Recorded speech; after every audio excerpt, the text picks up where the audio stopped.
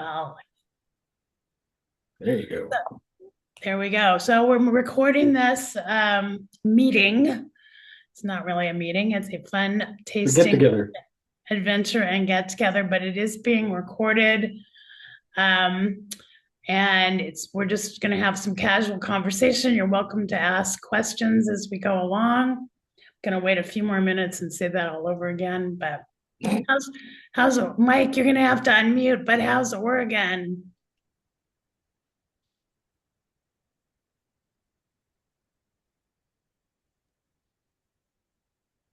There we go. Well, how is Oregon? We are having a remarkably nice spring. It just sort of showed up the first part of March, and our hillsides are green and so on because of the rain we get usually until the 4th of July. But it's a beautiful day today. It's been beautiful here too, unseasonably warm. It's cooling off a little now. We hope we're going to get a little bit of rain next week also. But it's been really a nice spring here. I don't want to rub that in too much for our friends who are somewhere other than the West Coast, but it's been really beautiful here. Mike and I have known each other 30. We met on the Rogue River, what, 30 years ago? I mean, your kids were like 6 and 8 and 10, if I remember right. Right. And Matthew's just turned 40. So it was 30 years ago, probably. Yeah.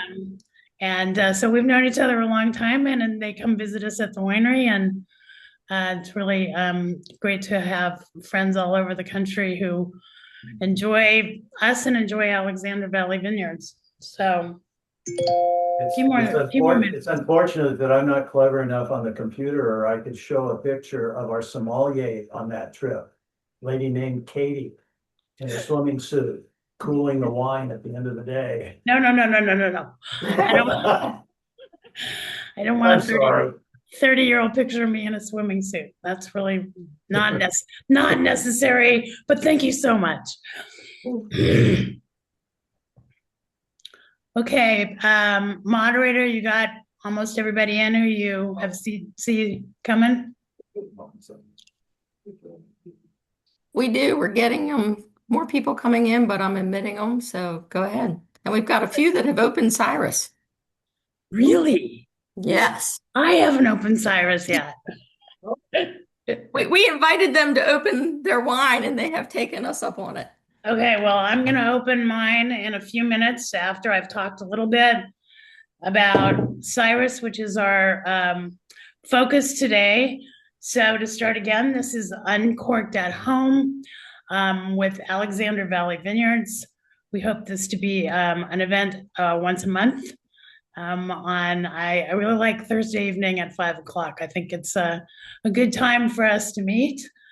We are recording this. We'll be able to post it on our social media for the winery. You'll be able to see yourself again or refer it to other people. But I just wanted to let everybody know that we are recording this. And we're just going to have some informal conversation. And please feel free to ask questions, sip your wine, and pour a glass. It doesn't have to be CYRUS. It doesn't even, I hate to say it, have to be our wine, but pour a glass and relax and enjoy. We are this month talking about CYRUS, and CYRUS was Cyrus Alexander, who the Alexander Valley was named for. Alexander Valley Vineyards is in northern Sonoma County in the Alexander Valley in California. And Cyrus Alexander came to this area in the early 1840s, settling the Sotomayor land grant that was given to Henry Fitch. Henry, in turn, gave Cyrus a large tract of land, I think about 4,000 acres, and half of all the increases in livestock that he could produce, which was worth much more at the time than the 4,000 acres. California, he was the first settler of European descent this far north in what would become California. California wasn't even a state. So he farmed and raised animals and grew wheat and married and had a family and settled here. And in 1848, when gold was discovered in California, a lot of people came and a lot of people wanted to stay. And he eventually made more of his fortune in selling parcels of his land than he did in raising the livestock and the wheat that he grew. To fast forward a little bit, my parents bought our first piece of property from Cyrus's granddaughter in 1962. So, and started, it was a very rundown farm, historic property, historic buildings on the property, along with the cemetery where the Alexanders are buried, an old schoolhouse, the original adobe building that Cyrus built out of mud bricks, and a main house. And there's a picture under Robert of the Cyrus Alexander cemetery on top of the hill above the winery. We started planting grapes in the mid-1960s. My brother attended Davis, and in 1975, my parents and my brother and sister-in-law started the winery. Our first harvest where we produced, our first crush where we produced Cabernet Sauvignon, Chardonnay, and Johannesburg Riesling. We have obviously grown a lot since then, and we produce many, many more wines, have expanded the winery 5 times, expanded our vineyard holdings by buying 4 other ranches beyond the first one, and have grown to a larger nationally and internationally distributed winery since then. We, my brother and I talked about in the early 1990s about producing a higher end Cabernet Sauvignon blend from 5 Bordeaux varieties that would be a more expensive wine, but a more ageable wine for customers. And so we started producing CYRUS, in, here we go, in 1995. That was the first vintage. Originally, the aim was to release it on January 1st, 2000. We all remember Y2K.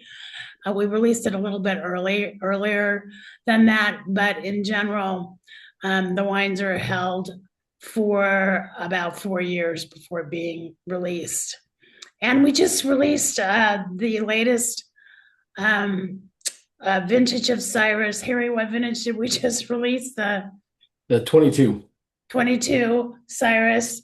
And we just had our annual CYRUS dinner in the wine cave.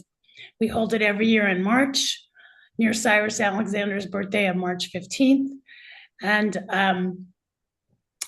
taste both older vintages of CYRUS and the current release as well. So that's kind of the background story of CYRUS.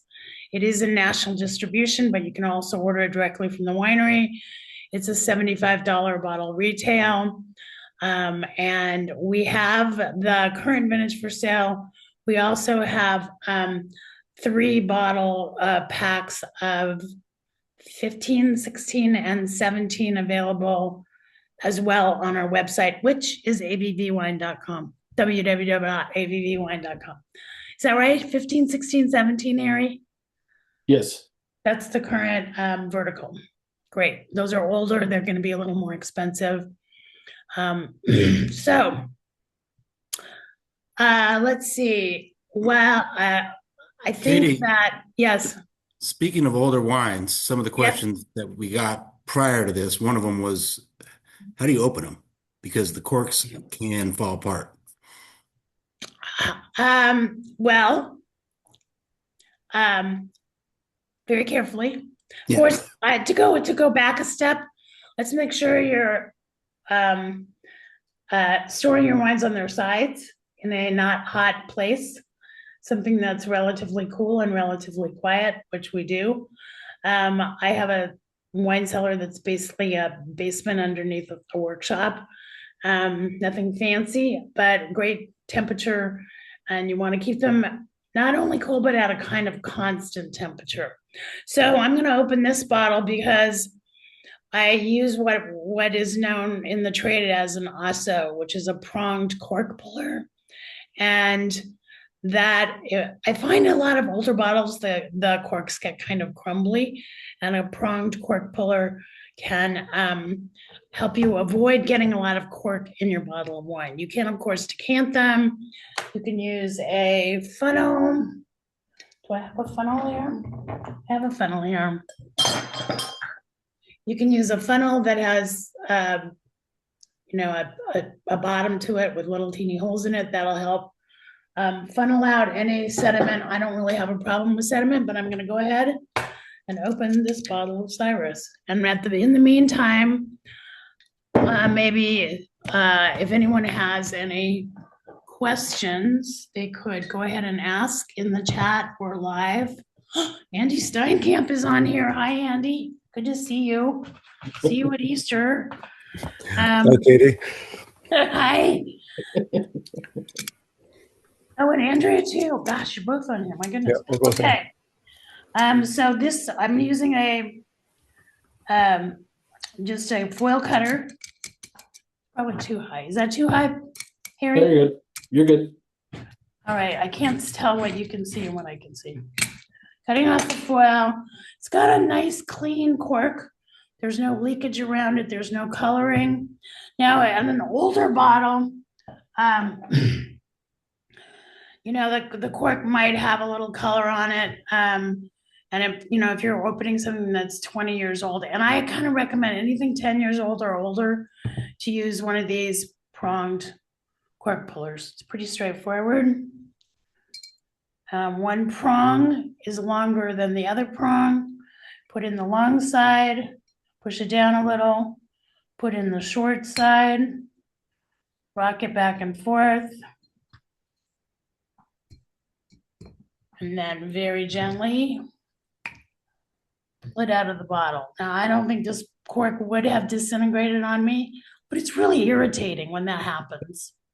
And this also, pulling it out, keeps a lot of the sediment on the bottom of the cork instead of in your bottle of wine. Get a little bit on my hands, but that's not too bad. So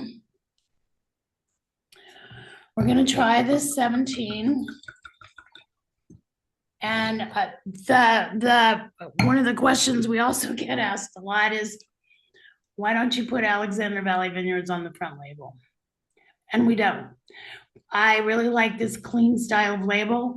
There is a school of thought that says if your name's not on the front or it doesn't describe everything on the front, it makes people pick up the bottle and look at the back. And once people pick up the bottle, they tend to buy it and take it out of the store.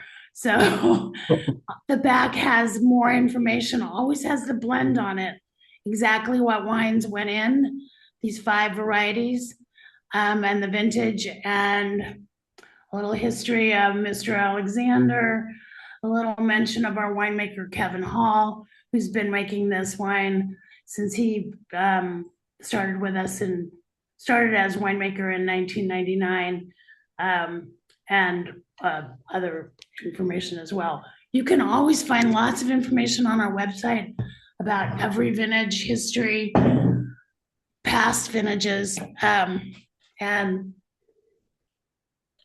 with an older wine, I also like to smell it right away.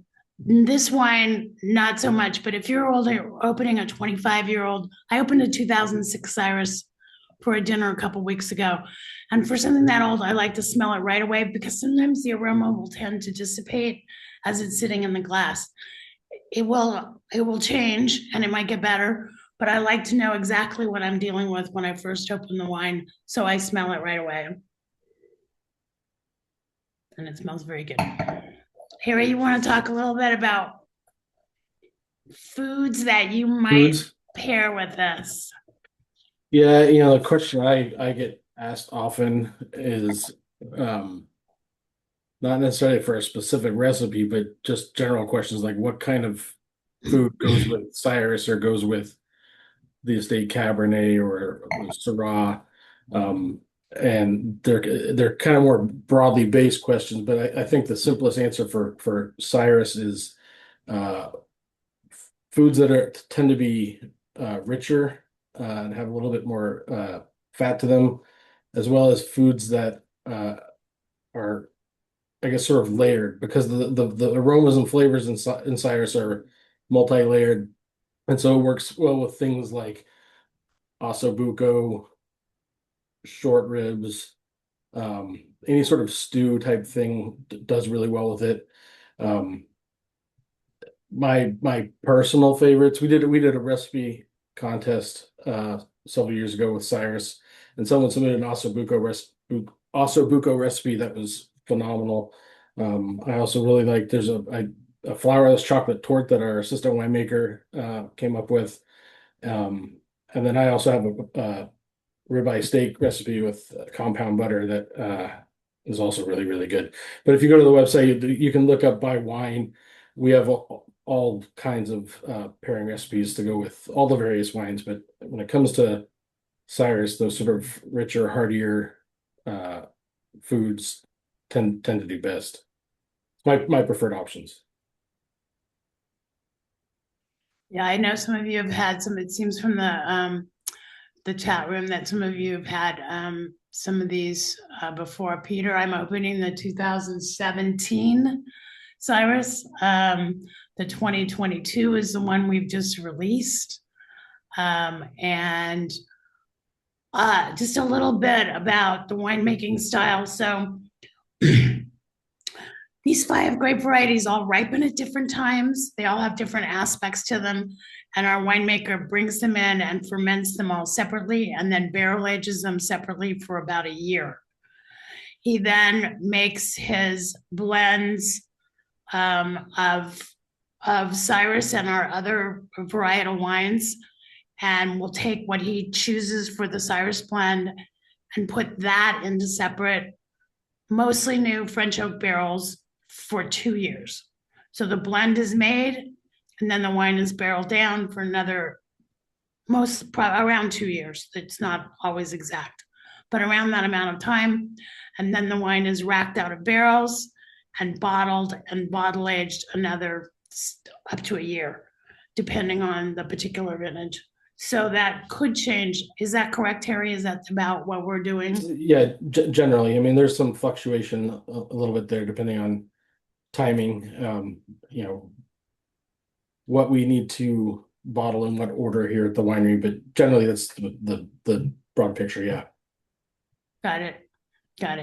Okay, it's time for you guys to pipe up and tell us what you're drinking, what vintage you like, any questions you have, what food you might pair this with, any memorable meals you've had with this wine. We're happy to entertain any questions or comments. Everybody's muted, so you got to kind of unmute yourself. I have a kind of a cool story that I usually tell at wine dinners about Cyrus. When I was at UC Davis, I was taking a wine marketing course, and I had to write a paper on how I would market a new brand or a new label. And I was going to do something on a Zinfandel, but I really didn't like my idea all that much. And I came home and I was having dinner with my parents, and I told them about this paper I had to write. And my dad said, what if you took the best of your Bordeaux lots, age them separately for about a year, blend them together, age them as a blend for another year, bottle it, age in the bottle for another year, and then you release it and you call it Cyrus after Cyrus Alexander. I was like, that is a great idea. So I wrote my paper on that, and I got an A, but I didn't realize he'd already made the wine. We just hadn't released the first vintage yet. And I always tell people, I'm like, I don't know whether that counts as plagiarism or not. I really think it was market research for him, but I got an A. So excellent, you got an A, excellent. And I suggested the name Cyrus. I'm sure he'll tell you that he did, but I suggested the name Cyrus. Great. Anybody else? Michael, did you have something to add? Steve Medeiros down here. Anybody else? Katie, I would go back to some of the common questions. Is Cyrus a wine that you can drink when it's released, or should it be saved, aged? Open to a I special occasion?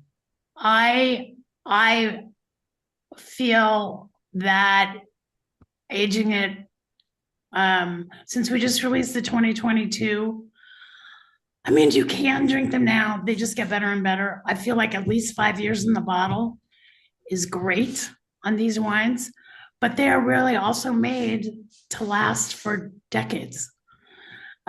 So I encourage people, if they like wine, to buy 6 or 12 bottles and drink one a year and see how it goes, as the wine progresses.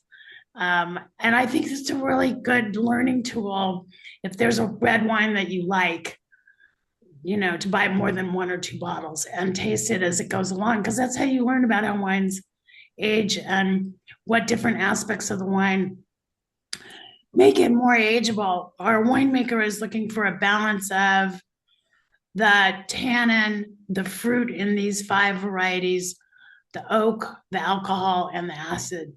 And he has such a great, what I call sensory memory for each lot of wine and what past vintages tasted like and how certain lots reacted, and how they interacted with each other. And so I think that aging them brings just more complexity into the wine, and it's not going to go bad unless you've kept it on top of your refrigerator or in the back of your car, or I don't know. It's not going to go bad if it's stored properly.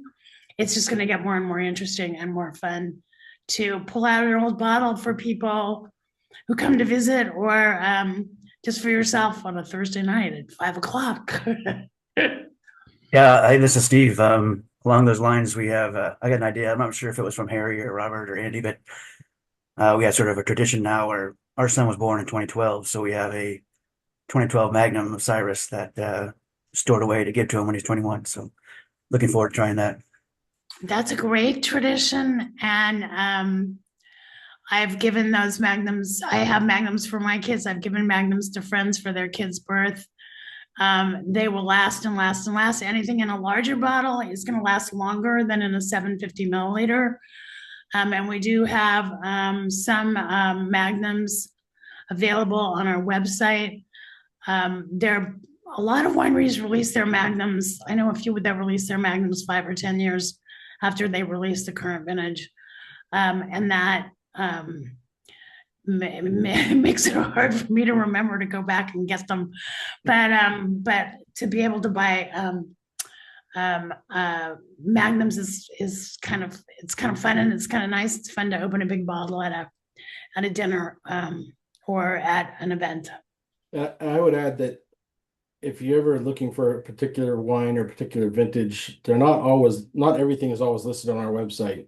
So if you reach out to the winery, there's usually a very good chance that I have something from just about every vintage going back to the 70s. So if there's ever anything in particular you're looking for, it's best to reach out because we might have something. Yeah, this is Andy. Like Steve said, I did the same thing, right? I think I got the idea from Harry and Robert, of keeping the old wine for our kid's birth year. The problem was we had a couple glasses of something else, and we decided to open one on accident before the kids turned 18 and 21. So we ended up drinking my daughter's birth year when she was like 12 on accident. But we were able to find it at Safeway. So yeah, Harry, if we ever do that again, I'll check with you if you guys have the vintage I need, 2012 and 2010. Yeah. You wouldn't be the first person. Yeah. We have a question. Do we try to maintain consistency each year in our CYRUS, or do you focus on the best representation or for what the current harvest offers? That's a good question. The answer is yes and yes. I would say consistency is less important than the best representation of the grape lots that we get in. And CYRUS is a small part of our red wine production. So the winemaker is obviously picking lots that he particularly likes that year. They are not always the same blend. They do tend to be mostly Cabernet based, over 50% Cabernet. The Merlot and the Cabernet Franc kind of flip flop. This one is 21% Merlot, 16 Cabernet Franc. Sometimes it's more Cabernet Franc, sometimes more Merlot. I think it's really, I feel like the winemaker is more interested in choosing the best lots that meld well with each other and don't stand out too much on their own. Was that fair to say, Harry, do you think? Definitely. I mean, I think stylistically they're the same vintage to vintage, but the goal is whatever's the best stuff from that particular vintage. So they can change, and that's why trying, verticals of multiple vintages side by side is a lot of fun. Because you really get to see the variation from one vintage to the next.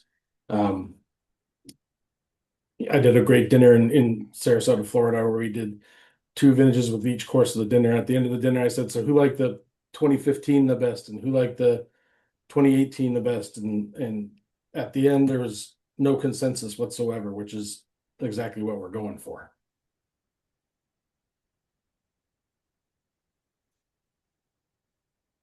Yeah, they're great every year. I wouldn't, and I don't think they stand out a lot as being extremely different from each other. No, that's why you really need to try them side by side to really see it. But when you do try them side by side, it is noticeable. That's true. Only if you're trying them side by side do you notice the differences as much. Maybe the winemaker couldn't tell the difference from vintage to vintage, but in general, side by side tasting will give you the best opportunity for that.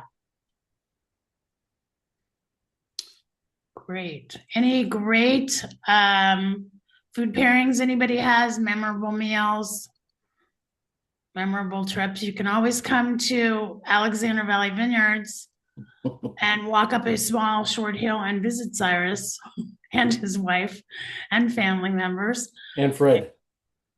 And Fred. Fred's not dead, although Fred acts dead. And Fred your is a parents. What?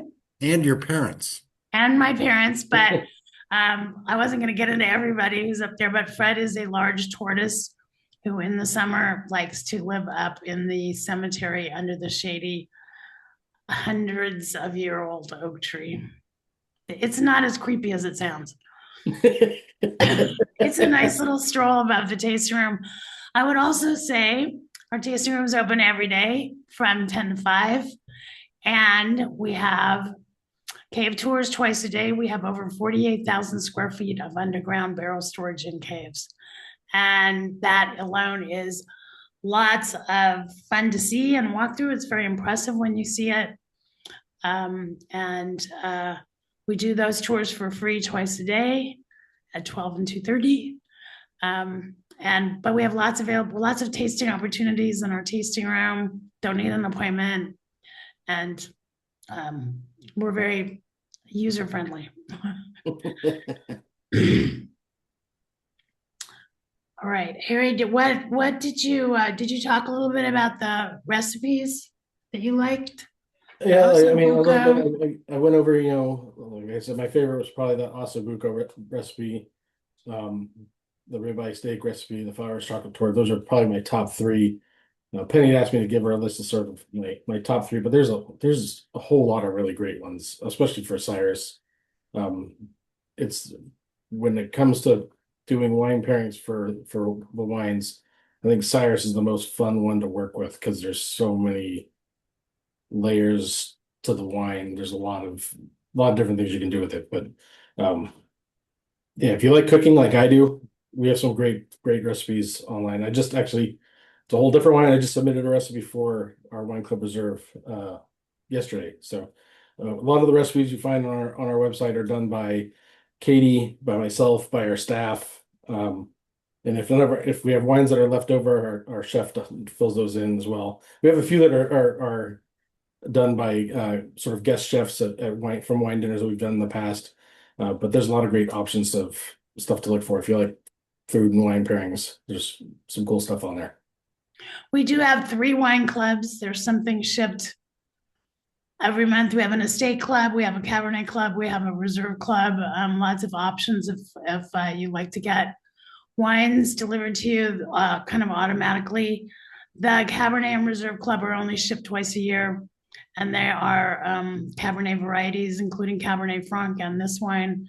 And reserves include Alexander School Reserve, and those are only available through the winery as well as CYRUS. So lots of options there.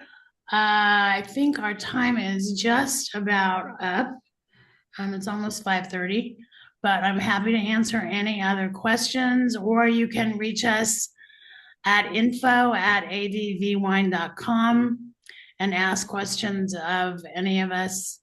If you think of something later on tonight or tomorrow, or want more information and you don't want to say it in public, we're happy to answer your emails. And we will be back next week next month on April 23rd. 23rd. Thank you. April 23rd, that's a Thursday. We will be talking about sustainability. It's Sustainability Month. We'll be talking about our rosé, our dry rosé of Sangiovese. What else are we going to talk about next month, Terry? I think you're running the show with sustainability. It's mostly sustainability and what that means and what it entails. The wines have a logo on the back of it that says we're certified sustainable, and I'm going to kind of go a little bit into explaining what sustainability is, because it's kind of a very vague, broad term. But to get that certification, there's very specific requirements and steps you go through. So I'm going to kind of cover some of that, as well as not everything wine related. We'll probably talk a little bit about our farmers market stuff, the gardens, the other agriculture we do on the property here. So a little bit of the events we do all during the year, garden lunches, blending seminars, all sorts of tasting opportunities. And I'm guessing Harry will prompt you to talk a little bit next month about, along with sustainability, about organically grown grapes and how we use them in some of our wines. Mm-hmm. And what that means when you see it on a label. Can be kind of confusing. Yes, it can. And right. I think we'll be talking about spring wines, because April, for many people, is the heart of spring. Yep. Yes, and tomorrow, the most important day of the year, opening day for the baseball season. So I hope everybody has a great day tomorrow and watches whatever team you love play, win or lose, because mainly the Giants. I'm going to the game. It was opening day on the East Coast today, Oh, it was. Okay, well, it was opening day here last night, but the Orioles won. The Orioles won. Good for you. Who did they play? I don't know. Oh my gosh, Penny, you are an embarrassment to us in baseball land here. You got to start getting the logo down. Okay, great. Well, thanks everybody. Let us know if you have questions. We'll see you next month, and we'll be sending out more information. Cheers, guys. Thanks. Thank you. Thank you. Thanks, everyone.